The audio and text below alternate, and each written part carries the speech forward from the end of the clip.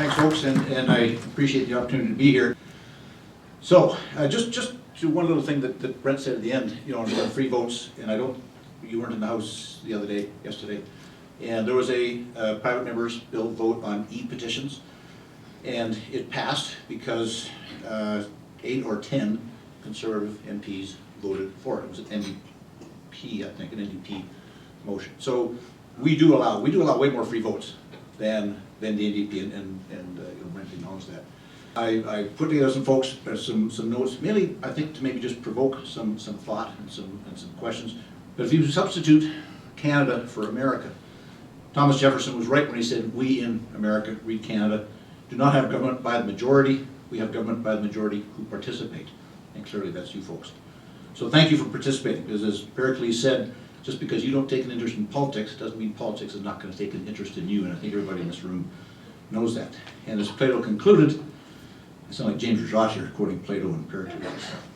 But as he concluded, one of the penalties of refusing to participate in politics is that you end up being governed by your inferiors. Which is why I guess all the people who know how to run the country are driving cabs, tending bar, and cutting hair. But that's another story. But I'm not here to quote dead Greeks and Americans. Allow me to quote a dead Canadian. "I just think you Westerners should take over this country if you're so smart." Well, Pierre, last name need not be said, we have. And William F. Buckley summed up the Liberals when he said that Liberals claim to want to give a hearing to other views, but then are shocked and offended to discover that there actually are other views beyond their own. Anyway, thanks for the opportunity to be here. As I said, I'll try to give you a couple of bits of food for thought. I was asked to take the theme, you know, is our democracy broken? No, it is not. And I suggest it is not. It may need tweaking. It may be a work in progress, like every organization is, like every institution, certainly as large as a national government is, or a national political process is. There will always be things we can and should do to keep it relevant and keep it current. But it's not broken, as some would suggest. It is evolving. And how many were here this morning when Michelle Rempel spoke? Okay, a number. And we didn't collaborate on this, and I'm not going to say the same things, but it's going to be kind of the same theme. And one of her big messages was, it's up to us, in this room, and people we know, it's up to us to make sure that it's not broken, that it stays not broken, that it evolves in a logical and relevant way. And a famous Churchill quote that I like is that, you know, democracy is the worst form of government, except for all those other forms that have been tried from time to time. Now, Churchill said that on November 11th, 1947, shortly after he'd been defeated. So he may have been a little bit bitter at that point. But on that day he also said, they have a perfect right to kick me out, that is democracy. And he's right. And just because democracy doesn't work for, you know, anyone on their particular terms on any particular issue, doesn't mean it's broken. You know, Michelle talked this morning about positive dissent. We need dissent. Absolutely we need dissent. We need dissent between parties so we can give voters a choice to differentiate between, you know, left, right, center, whatever. We need dissent within parties. I mean, to think that all conservatives think the same is absurd, or liberals, or NDP, or whoever. It just doesn't make sense. We need dissent. It needs to be positive dissent. It needs to be constructive dissent. It needs to lead to something that, you know, may make a change. Or even if it doesn't lead to a change, at least we've had an airing and a rational discussion. And I'll probably say it again, but that's one of the things that I find missing in Canadian politics and Canadian society in general. We're not allowed to discuss, it seems. We're not allowed to discuss difficult issues, and that drives me nuts. You know, we should be able to discuss it, and rationally, without calling each other names and all that kind of stuff. That seems to be difficult to do for Canadians. So I'm going to talk a little bit about comparative politics. And there's a book published by W.W. Norton and Company called The Essentials of Comparative Politics. Whoever W.W. Norton and Company are, but they wrote published some stuff that looked good. And they talked about advanced democracies, and I think probably most people here would agree that Canada is an advanced democracy. There are countries with institutional democracy, which is really what we're talking about today, and a high level of development and prosperity, and that certainly is Canada. As a category, advanced democracies include not just Western countries, Canada, US, Britain, and so on, but also more recent democratizers and post-communist countries that have exhibited the hallmarks of economic development and democracy. And that would include countries like Poland and Hungary and the Czech Republic and the Baltic states. It used to, but no longer includes Ukraine, and that's obviously a work in progress, which is definitely a broken democracy. You want a broken democracy? There's one. And the early attempts in Syria, Egypt, and Libya aren't going so well. So when we say Canada's democracy is broken, or those that contend that it is, you know, we need to do a bit of comparison here with other democracies. All things aside and all personal issues aside, we're in pretty darn good shape. But we need to keep it that way. According to Freedom House, there's 121 electoral democracies now out of about 190 nation states and 18 territories. Of course, just because they have what are called democratic elections does not necessarily make them an advanced democracy, does not necessarily make those elections, you know, fully democratic. You know, having spent some time in Afghanistan, I've seen that, and you know, Iraq and various other countries around the world. But all advanced democracies share basic components of liberal democracies, and that's a commitment to private property, free markets, a belief in liberty, political competition, and participation. These advanced democracies also differ significantly in a variety of areas. For instance, how they balance freedom and equality. The level of their political participation, which frankly in Canada, I think we'd all agree, is much lower than it should be. In the form of political competition, i.e. campaigns. You know, should it be first past the post, should it be PR, should it be some combination thereof. And although they're changing significantly, the institutions present in advanced democracies are part of what makes countries modern. And that's secular, technological, bureaucratic, bureaucrats, rational, materialistic, and placing a greater emphasis on individual freedom than on collective equality. And there's always a balance there as to what should take precedence. And we can debate about where Canada sits on the scale of any one of those attributes, but I think the sum of those things does describe what Canada is, and thankfully so. Although advanced democracies all display a relatively high level of sovereignty, there's been movement towards more integration or blurring of lines between countries by creating common policies, rules, tighter connections, and devolution, or the shifting of power towards more local governments. A prime example of integration is obviously the European Union. And having spent, I was in Strasbourg at the Council of Europe, 47 countries, including the 28 members of the European Union, and it was pretty interesting how they tried, and they just succeeded to an extent to have common approaches and so on. But again, there's dissent, and some of that is very historic and very bitter and so on. But it's healthy, and it's by and large productive. A less obvious example of integration would be the harmonizing of many of the North American institutions between Canada and the United States, such as the TD, Toronto Dominion, becoming, if you've been down there, they've got big signs saying America's local bank.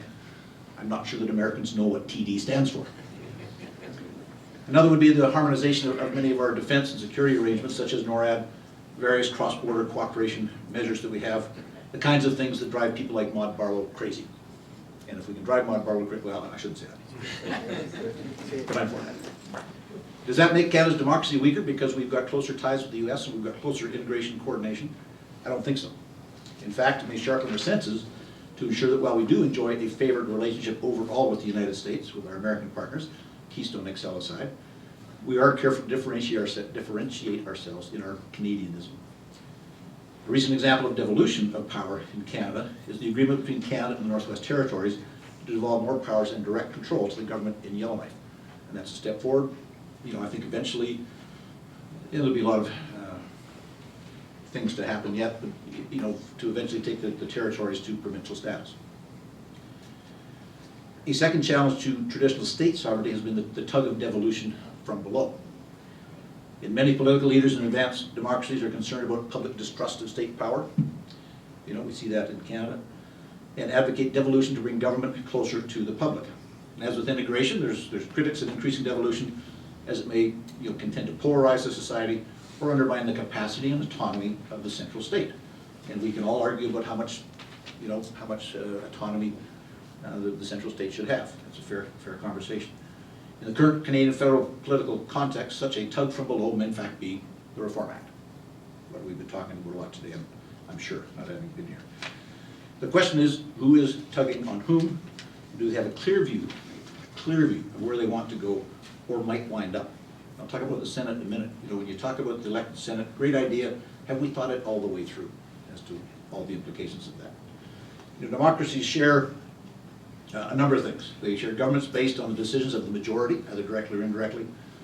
And the people in government are connected both through the process, how decisions are made, elections, laws, and so on, and the outcome, what decisions are made.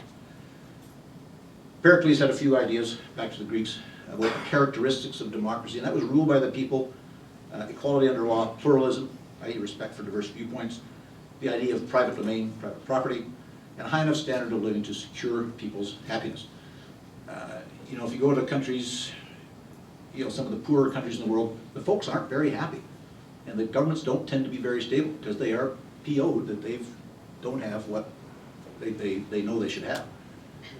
We're not, I mean, we're Canadians, so we like to complain about things. That's just who we are. But man, oh man, for anybody, and I know many of you have, who've gone to other places around the world, we've got it pretty darn good.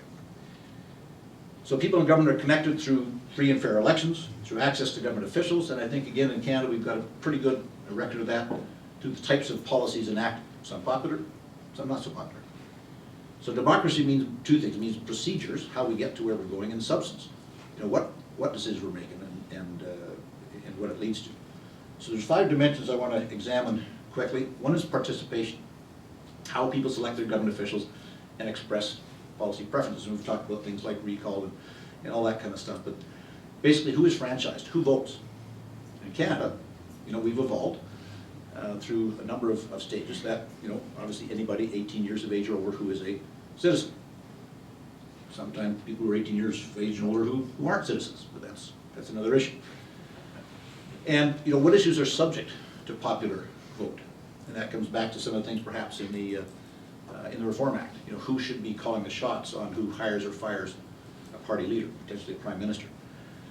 You know, the low turnout of the electorate complicates their ability to claim strong participation. The highest turnout in any Canadian election in history was 1958 at 79.4%, and made a great decision because they elected a majority government with John Diefenbaker.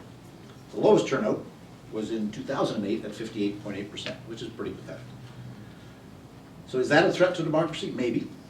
I think it quite possibly is, and I refer back to Thomas Jefferson at the beginning when he said, you know, we in America, we in Canada, do not have government by the majority, we have government by the majority who participate. And that's where we all come in. Side issue, you know, voting incentive in Australia, they have, you're fined if you don't vote. I'd like to see some kind of a incentive in Canada to vote, but not a negative incentive. And I haven't costed this out, I just throw it out. Maybe a small tax credit for voting. You know, might pull some more folks to the polls in a positive way, not a negative way. The second element is pluralism. How does the government advance tolerance for different ideas? The democracies are composed of people of diverse viewpoints and backgrounds, and that's what makes democracy strong. That's what makes this room strong. And how are they accommodated? How are their interests represented? You know, we talk about media in this country, and just, I won't go into detail, but you know, the last couple of days with Veterans Affairs issues, and I know them deeply. How they've been represented by the media is you know, there's some understandable situations that need addressing, but how the media have represented it is not the way it happened. I was there. What they're saying happened didn't happen. So that, you know, becomes a problem or a challenge, I guess, in a society like ours. Religious toleration. Obviously, the Charter guarantees religious freedom to permit diverse religious views to coexist in a democratic framework. Can that be problematic down the road? You know, potentially. Something called, this really big word that only Michelle Rempel would normally be allowed to say, and that's developmentalism. How does the government ensure people can develop to their full potential?